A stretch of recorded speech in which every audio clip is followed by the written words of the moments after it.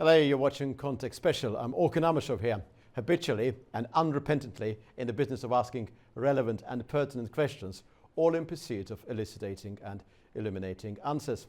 From the European Political Community Summit earlier this month to the historic peace gathering in Sharm el-Sheikh, Egypt, we have seen quite a lot, and no doubt we are yet to see much more.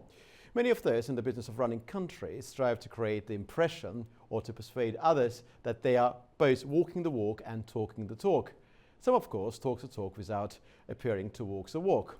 Others walk the walk without quite knowing what it is that they are actually talking about. But there are others who do actually both with admirable elegance and conviction.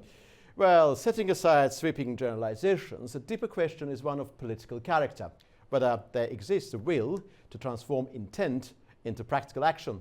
In that regard, Hungary, under Prime Minister Viktor Orban, often described as flamboyant, eccentric or even polarizing, appears to be an interesting case.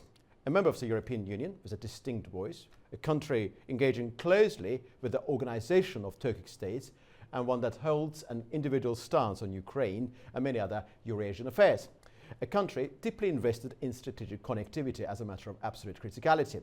And it is precisely this intersection of identity, connectivity and geopolitical positioning that brings us to today's conversation. Joining me now in the studio is Dr Liliana Smiech, currently serving as Director General for International Affairs at Ludovika University of Public Service in Hungary. She's also the founding figure behind the Ludovika Centre for Turkic Studies, formally inaugurated on the 22nd of September 2025 and widely regarded and envisioned by many as the academic backbone of Hungary's engagement with the wider Turkic world. Prior to her current role, she served as a chairwoman of the Warsaw Institute, a respected Polish think tank focused on Central European strategic affairs. Her research and professional interests include energy security, connectivity, and the deepening relations and ties between Hungary and the Turkic states. Liliana, what a great delight to welcome you in the studio. Thank you very much for having me here. It's a big pleasure and honor to join you this evening. Thank you very much indeed. I'm terribly sorry for this roundabout long introduction. It was one of my longest introductions in living memory. Let's talk, before discussing the Organisation of Turkic States and the underpinning behind this centre, which was inaugurated in 22nd October, I would like to ask a question about Hungary as an entity. It's a very unique country, definitely European nation, of Eurasian sort of propensity, pivotal actor between East and West. To what extent its identity playing this role, enlarging its standing on the cloud now? Well, first of all, thank you very much for this long introduction. I feel very special for having it. And regarding the Hungary, indeed, it's a very unique country with a very unique and very vocal stance on the European political arena. I'm pretty sure that its identity plays a very big role in it, because if we look at it and if we look at its activities, actions throughout the ages, well, especially if we look at its part since the accession to the European Union, I think there are a couple of things that we can describe Hungary with. So first of all, Hungary is a defender of national sovereignty. So I would say that's one of the things that we can describe it as the first. Second of all, Hungary plays a role of a bridge between West and the East. Hungary was one of the first nations to actually prepare and then implement the Eastern opening policy a long time ago. And when it was introducing it, it was very, I would say, widely criticized for it. And now, as we can see, more and more actually countries are repeating the activities of Hungary. Then I would say thirdly, also very specific role, Hungary plays a role of some kind of a mediator and also very much supporter of peace on the larger scale. And I would also say Hungary, with its very prominent family policy, plays a very important role in the whole European Union. If you land in Budapest airport, the posters that you can see as the first are those who are actually saying that Hungary is a very family-friendly country. So I think these are the components of Hungarian, not just policy, but also this very strong identity that comes back from the past, from the history, that are also now representing Hungary's nowadays policymaking. Indeed, very fascinating. It's a country with a multidimensional identity, as you mentioned. You specifically talked about sovereignty. And one of the recent research papers that I've read about Hungary was mentioning sovereign ambition. Do you think it is technically and realistically possible to remain a sovereign nation state whilst being part of the European Union at this juncture? Oh, well, absolutely. Hungary is one of the best examples of it. However, I would say it's not easy because Hungary is being punished because of this very sovereign and very, I would say, harsh stance. Sometimes that is not being appreciated by the Brussels mainstreams elites. If Hungary is saying no to the mass illegal migration, it is being punished. If Hungary is supporting families, very often it is also being punished because it's not following the, I would say, very flexible and very dynamic agenda of the European Union. So it is possible, but it's not easy. Do you think the ascendance of President Donald Trump to power in Washington made life easier for countries like Hungary when it comes to sovereignty? I would say surely. I don't know if I would use the word easier, but for sure it showed that countries should put its national interest on the first place. Because before, I think it was not as obvious. It's perfectly possible to be a very good European country, proper European nation, country invested in European values, but simultaneously retain one's national identity. And Hungary is a very good example of that. Is this gist of what you believe in? From the Hungarian perspective, yeah. Absolutely, but Hungary is also the country that is very often talking about the Europe of nations. So we are not one big country that sometimes, you know, the European elite are trying Churchillian European, like a... Yeah, well, so we are a group of sovereign countries, sovereign nations. And unfortunately, at certain point, this narrative was forgotten, and that's what Hungary is supporting. We are Europe of different nations, strong sovereign nations, and the new administration in the U.S. I mean, not so new, but let's say still from this perspective, still a bit, I would say, fresh. Is actually showing that it's possible, and we should be acting in a way as Hungary is acting, for example. And also in relation to the centre, which was inaugurated on the 22nd of September in Hungary, the declared objective appears to be providing academic backbone for the government of Hungary to engage with the Turkic world. Could you elaborate on the mission of the centre? Absolutely. So if you allow me, I will tell you a little bit about the university itself, because our university has a very specific role. I would say not just in Hungary, but if we look at other such academic institutions all around the world, because we are the institution that is training military officers, we are training the policemen of the country, public servants, water sciences experts, and teachers. So under one rooftop, we have actually quite a big, diverse group of topics, of different experts. And actually our students in the futures will be the ones who will be answering the challenges of geopolitical challenges. So this is the very specific role of our university, and this center, I think, perfectly fits into the nature and mission of our institution, because we want to train our students, future policymakers of the country, to get to know the region, Turkic world, which is absolutely crucial for not just Hungary, but I would say for the whole European Union, as not if for the whole Western world. And we are implementing very specific knowledge. We are also teaching them Turkic languages. We will start very soon, firstly with Azerbaijani language and with Turkic language, and then we will provide them with other languages. So we believe in the importance of the region, but at the same time we also believe of the importance of Hungary for the region. So we are training the students, young future leaders, at the same time also working as a hub for experts who are interested in the region from all around the world.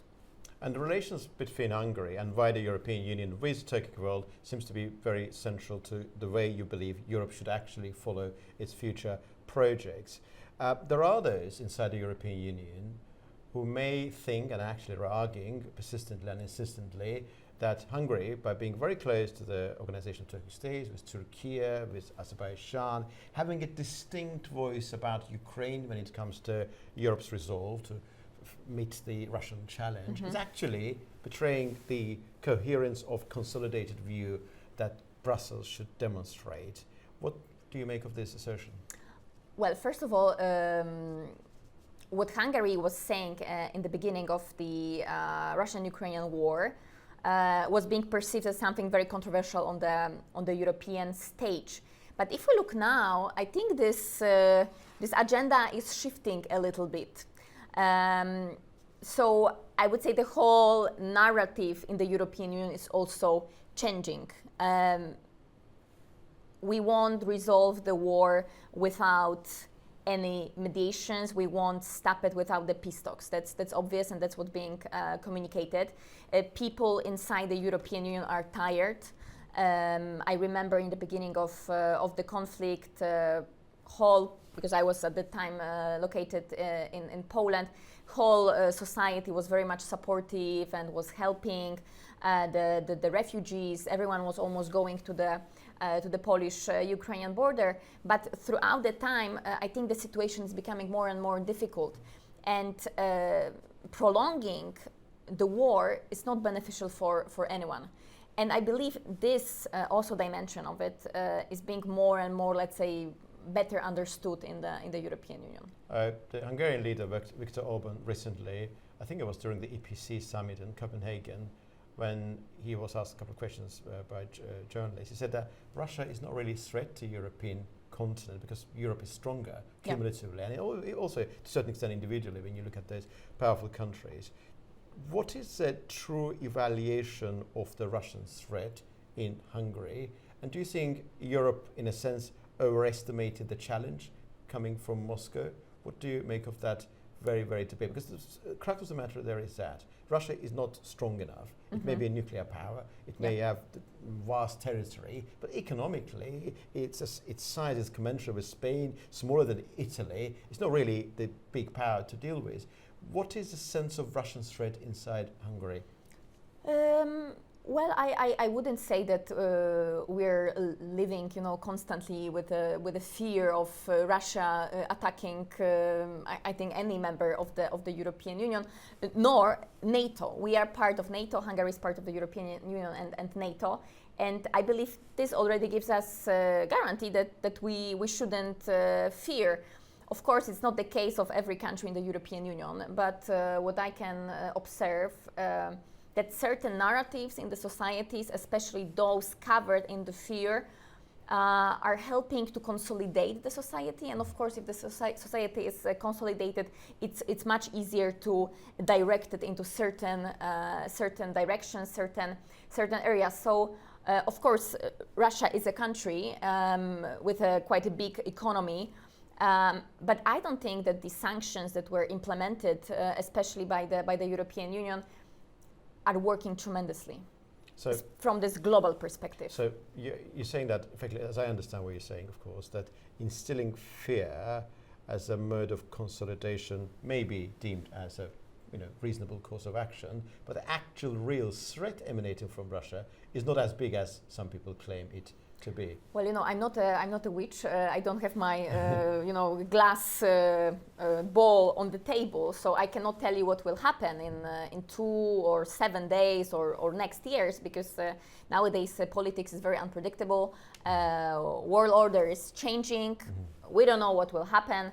But I don't see it as a biggest threat. I think the biggest threat what we're experiencing right now, especially in the European Union, is the fact that somehow most important areas of our competitiveness, certain sectors are unfortunately failing. They are failing because of very badly implemented policies, climate policy, energy policy.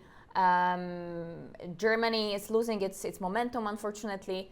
And because of this, all of the other anchored economies that are anchored to the German one are suffering. So I think maybe we should start also from ourselves, see what is not working, and then try to change it. So engage in a self-reflection and self-introspection. Yeah, but I cannot say it if I'm saying something like this, that I would like to change something in the policy making, because I believe that certain policies that are being implemented on the European level are wrong. I am automatically being perceived as a Eurosceptic, not Euro-realistic, because I believe there are a lot of benefits of being part of the European Union. So don't get me wrong. I think that's great. The countries agreed to be part of it. But certain policies are not good, and if we want to change it, then I don't know what will happen to us. We talked about problems, we talked about challenges and fear. Let's talk about positivities. But it's a positive. I mean, I think change can be positive, so Indeed, we shouldn't fear of this change. Right, okay, that's very interesting. I'm Polish, we are always negative. Within every challenge there is a positivity, let's focus on that. So every challenge, however massive that challenge may be, also presents a unique opportunity to utilize your own resources, which you would not have been able to utilize had there been no challenge. Let's talk about Azerbaijan-Hungary relations, incredibly important relations. Yes. There is a fantastic chemistry between Viktor Orban and President Ilham Aliyev. They met recently in Egypt, Sharm el-Sheikh, earlier at EPC, and optics are incredibly positive, but substance also is positive. How would you describe the substance of bilateral interaction between these two countries? Absolutely amazing, if I can sum it up with these two words. Well, from the economic point of view, I believe that's flourishing since years. Energy cooperation. Azerbaijan is one of the most crucial partners, not just for Hungary, but for the whole European Union. But here again, Hungary stands as the, best example of treating our partners with a great understanding and respect. Hungary understands that especially energy projects are not a short-term 2 years project, but they are long projects. So we are, let's say, making this relationship stronger, and we want to perceive it as the one that we will be flourishing through the next decade. So energy cooperation is on a great level. Hungarian companies are investing on the Azerbaijani market. MVM recently acquired the 5% stake in one of the biggest gas fields in Azerbaijan. Other companies are investing. Also, energy drinks company Hungarian Hell is also very much present on the market. From the, let's say, more academic point of view, Hungary with its flagship stipendium Hungaricum, welcoming a lot of students, not just from Azerbaijan but from the whole Turkic world. I think it's very positive, and I think more and more tourists are coming to Azerbaijan.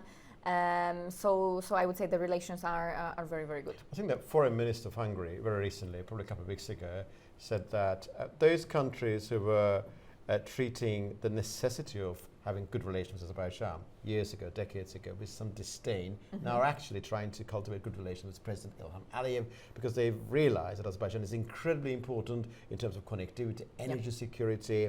And the impression given is that Hungary, as a nation, has been ahead of the curve. Yes.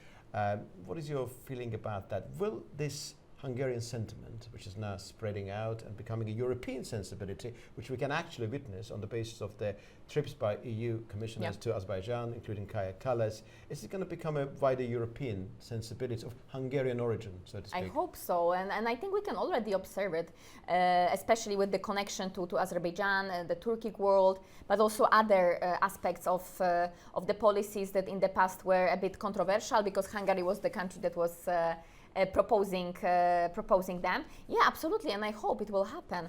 Even recently, Prime Minister Viktor Orban proposed that maybe at certain point we could even host not just the OTS summit, but maybe connected to Visegrad 4 cooperation.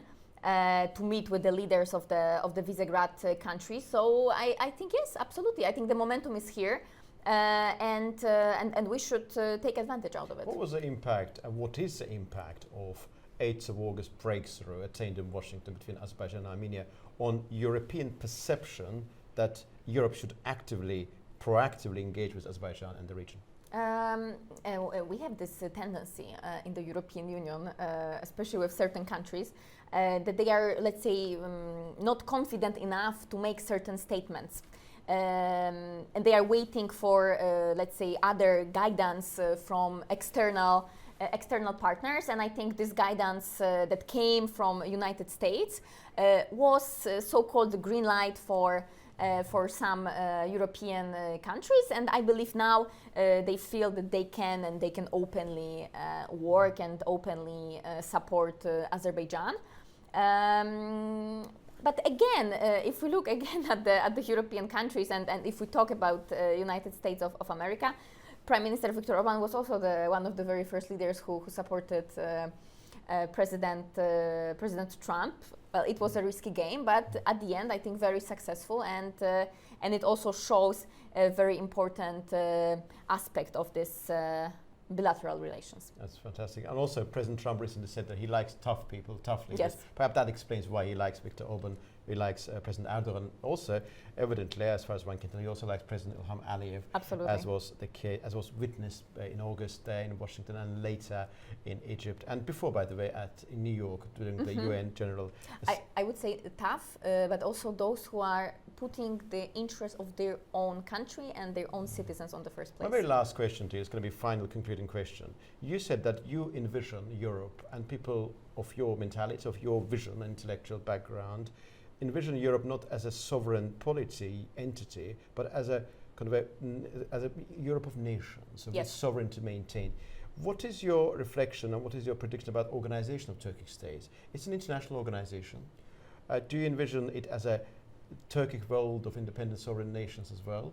And do you think Turkic world could reach the degree of integrity and cohesiveness that Europe seems to have achieved by now?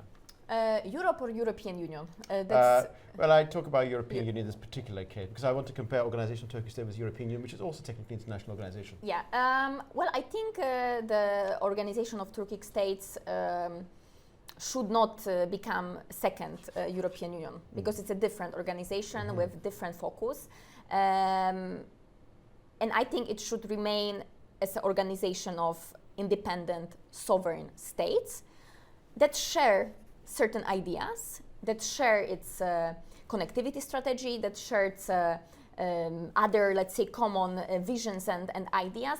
But I don't think it should become a second European Union. I think it's very specific, it's very powerful, and it can become even more important, but it should focus on the topics that are the core, let's say, interest topics of the Organisation of Turkic States. I believe in the beginning it was similar with the European Union, but then at certain point, unfortunately, this economic part was covered by the ideology that I believe unfortunately destroyed it a little bit. So I don't think that the Organisation of Turkic States should take example out of the European Union. EU is not a good example to follow at this juncture, is that what you're saying? I don't want to say this directly, but I think it's different. Different, right. And I think it should be appreciated that it's different. Okay. Well, differences are to be appreciated. Thank you very much, Liliana. So grateful to you for this very interesting conversation. Thank you very much. Well, I've just conversed with Dr. Liliana Smiech about a wide range of issues, about the bilateral interaction between Hungary and Azerbaijan, Organisation of Turkic States, about the centre which she established on the 22nd of September of this year together with her colleagues, which is dealing with the matter of preparing academic backbone for the government of Hungary to deal with the Organisation of Turkic States and many other related matters. You've been watching the special edition of Context, and see you very soon indeed.